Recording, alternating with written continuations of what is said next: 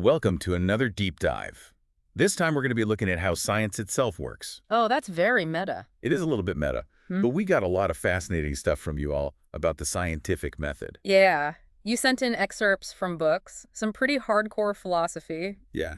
all trying to get at not just the nuts and bolts of science, but the why behind the how. Yeah, you want to know the philosophy driving it all. Exactly. And we've got some pretty juicy stuff to dig into. I think one of the most interesting things here is that you've pointed us towards two thinkers with really different views on science, Karl Popper and Thomas Kuhn. And they both really wrestled with this question of how science actually makes knowledge, but come up with some pretty different answers, Yeah. even contradictory answers. Yeah, that's what makes this deep dive so interesting. We're going to be exploring those two perspectives, Uh-huh. trying to see how they fit together, how they clash, and ultimately what they can tell us about this whole system we call science.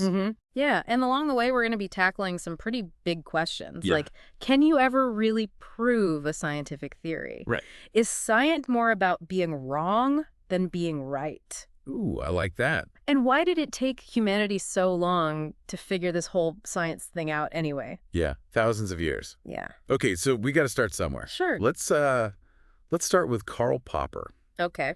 Now, this is a philosopher who had kind of a dramatic life story. Yeah, escaping Nazi Vienna, eventually finding himself digging up moa bones in New Zealand. Moa bones. Yeah, these giant flightless birds Wow. that went extinct centuries ago. I had no idea.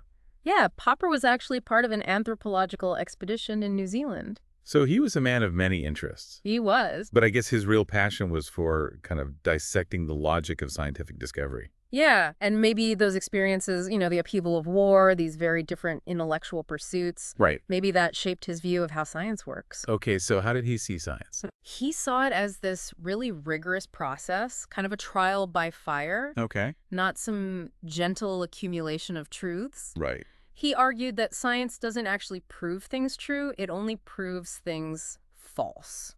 Interesting. You could almost imagine it like a giant elimination game, Okay. where the goal is to knock out as many wrong ideas as you can. Right.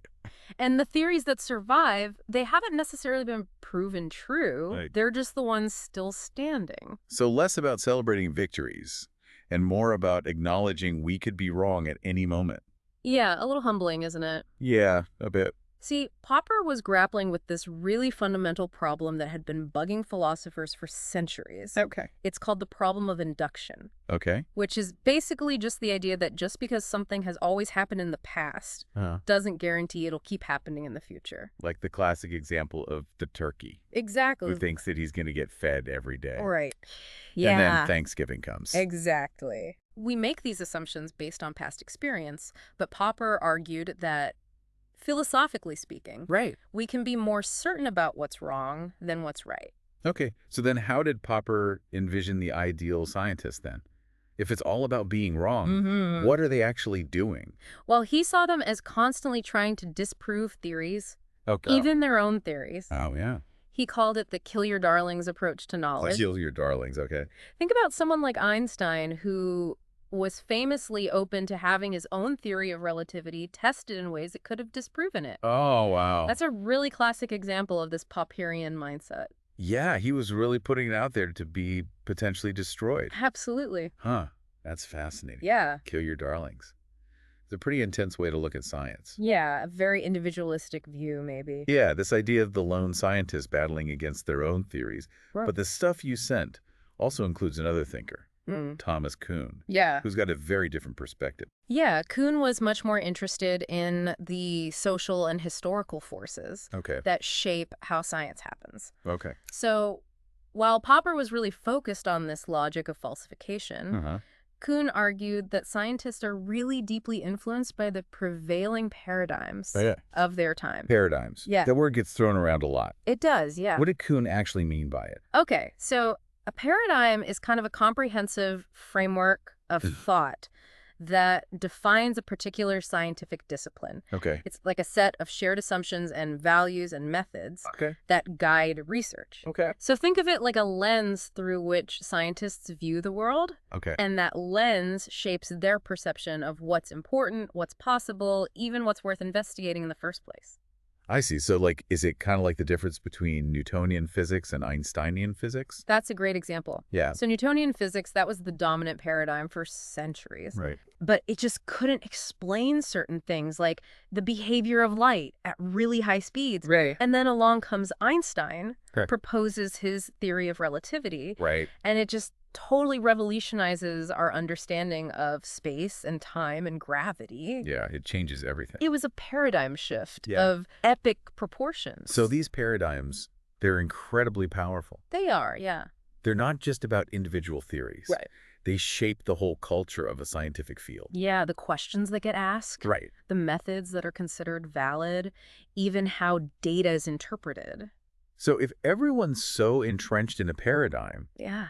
how does science ever progress? Right. How do we get these big revolutionary shifts? That is the fascinating paradox that Kuhn identified. Okay. He argued that science actually progresses in this kind of cyclical pattern. Okay. You have these periods of what he called normal science, Uh-huh. where everyone's kind of operating within the dominant paradigm. And those are punctuated by these occasional scientific revolutions Okay. that lead to a complete paradigm shift. So it's like the scientific world is kind of chugging along, comfortable with their set of rules. Yeah, working within the system. And then suddenly the ground shifts beneath their feet and everything changes. Exactly. And during those periods of normal science, scientists are mostly focused on solving puzzles Right. within that existing paradigm. Okay. They're not really questioning the fundamental assumptions. Right. They're just kind of refining and extending that existing knowledge base.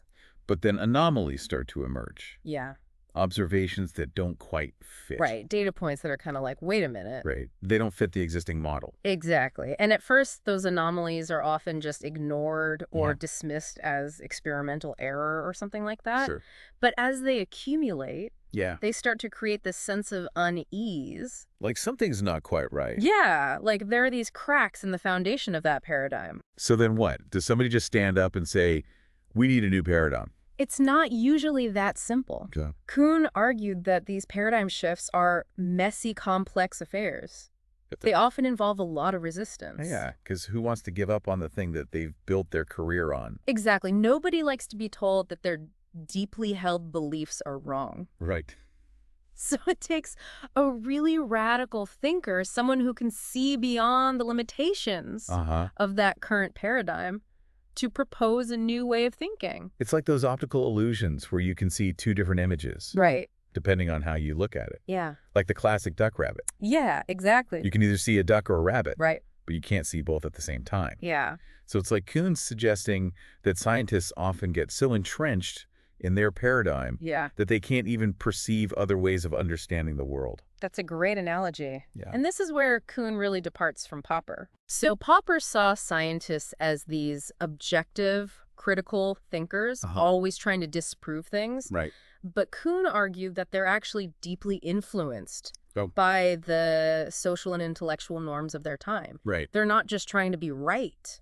They're also trying to fit into that existing scientific community. Right. So it's not necessarily about malice or closed-mindedness. Yeah. It's just that the paradigm itself is shaping their very perception of reality. Right. It's like they're wearing a pair of intellectual glasses Yeah. that filters out certain data and highlights other data. Yeah, and it makes you wonder if Kuhn's right. And we're always operating within some kind of paradigm. Yeah. Does that mean we're only ever seeing a limited slice of reality? Whoa, that's a big question. It is a big question, and it raises all sorts of other questions. Yeah, like what? Like how much of what we consider to be scientific knowledge Right. is actually shaped by our cultural and historical context? Right. And are there whole universes of knowledge out there Right. that are just inconceivable to us Right. because we're trapped in our current paradigms? That's a mind-blowing thought. It is. So we've got Popper, who's really emphasizing the individual critical thinking, Right. and Kuhn, who's focusing on these social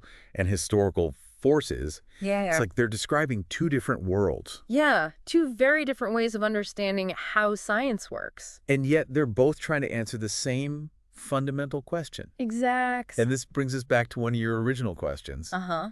Why did it take humanity so long Yeah. to figure this whole science thing out? Yeah, I mean, ancient civilizations. Yeah. They were incredibly intelligent, innovative, Right, they have art, math, engineering, Right. but no real science. as we know it. So what were they missing? Yeah, what was the missing ingredient? Well, maybe it wasn't just about missing pieces. Right. Maybe it was also about having the right mindset, the right cultural and intellectual environment. Right. Remember, Popper argued that science is all about falsification, Right. about being willing to disprove our own cherished theories. And Kuhn argued that paradigms can be really powerful, even blinding, Yeah. these scientific revolutions. Right. They're rare. And they're often fiercely resisted. Yeah, because you have to completely overhaul Right. your fundamental assumptions. It's a complete upending of Yeah. how you see the world. So maybe the ancient Greeks, for all their brilliance, Yeah.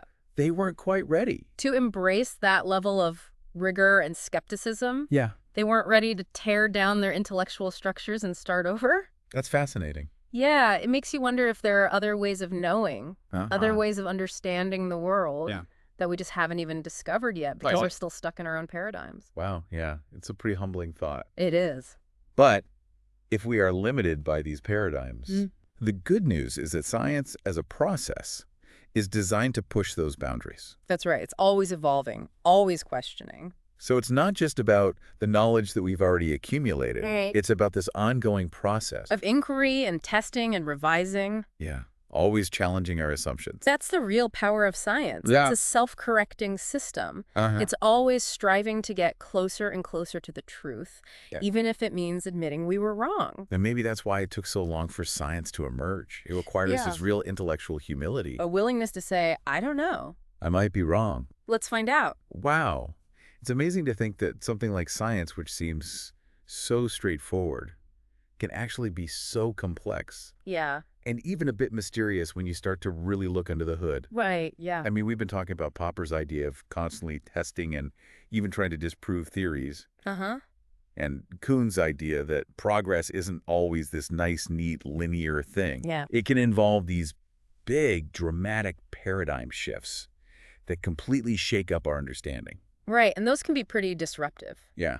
both personally and for the whole scientific community. Yeah, it's like science is this constantly evolving beast, always challenging itself. And us along with it. And us along with it. Exactly. That's what keeps it interesting. Yeah, and that's what makes it so Yeah. fascinating, right? Yeah. It's not just a static collection of facts. Right. It's this living, breathing way of thinking. A way of interacting with the world. And both Popper and Kuhn, even though they had these really different perspectives, Yeah. they were both trying to get at what makes this way of thinking so unique and so powerful. Absolutely. Trying to articulate that special sauce of science. Yeah, and maybe, just maybe, what makes science so effective is also what makes it so difficult Oh, interesting. for us humans to really fully embrace, right? Yeah. Because we're storytelling creatures, right? We like to make sense of things. We like things to fit neatly into our existing worldview. Yeah, we want a nice, coherent narrative. Right, but science, with all this testing and questioning and revising, Yeah. it's always pushing us out of our comfort zones. Absolutely. It's constantly challenging our assumptions. Right, and you hit on something really important there. Yeah. Popper's kill your darlings approach, as crucial as it is for science to move forward, Mm-hmm. it can be really tough on a personal level It can be. to let go of these cherished beliefs, Right. even when the evidence is staring us in the face. It takes a certain kind of humility Yeah. to admit we might be wrong. Yeah, it almost seems like science demands that we be comfortable with uncertainty, Yeah, to embrace the unknown. which is not easy for us humans. Not at all. We crave certainty. We look for explanations. Right, we want to feel like we understand how the world works. And that brings us back to Kuhn's idea of paradigms. Yeah. If he's right, and we're always operating within some paradigm, Uh-huh. it means our understanding of the world is always going to be limited. It's always filtered through a particular lens. Yeah, it's a pretty humbling thought. It is. I mean, it makes you wonder, are there whole universes of knowledge out there Right. that are just totally inconceivable to us right now? Yeah. Because we're trapped in our current paradigms. Like, are there things we literally can't see Right. because our current ways of thinking make them invisible? It's both exciting and terrifying at the same time. It is. It's kind of awe-inspiring It is. to think that there's so much more out there that we might not even be able to grasp yet. Yeah, it suggests that the scientific journey is far from over. Oh, absolutely not. Right. There's still so much left to explore. Yeah, vast, uncharted territories of knowledge. And it also reminds us that even our most cherished scientific truths Right. are still provisional. Right, yeah. Always subject to change. They're subject to revision as our paradigms evolve. Exactly. what we considered to be true today might be overturned tomorrow. So what does all this mean for you, dear listener? Well, I think it means that science is a lot more complex and a lot more human Yeah. than we often give it credit for, right? It's messy, it's fallible, Yeah. it's a product of our ingenuity, but also our limitations. It's this process that challenges us to constantly question To test our assumptions. and to be open to new ways of seeing the world. And that's maybe the most important takeaway from our deep dive today. Okay, I like that. It's not just about memorizing facts or understanding specific theories. Right. It's about cultivating a scientific mindset, Okay. a way of thinking that embraces uncertainty, questions dogma, Yeah, and seeks truth through rigorous testing and open-minded inquiry.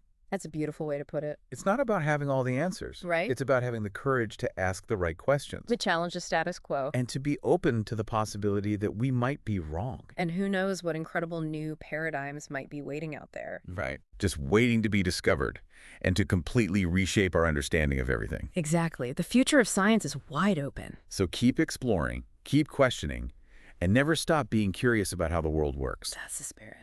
Until next time, keep diving deep.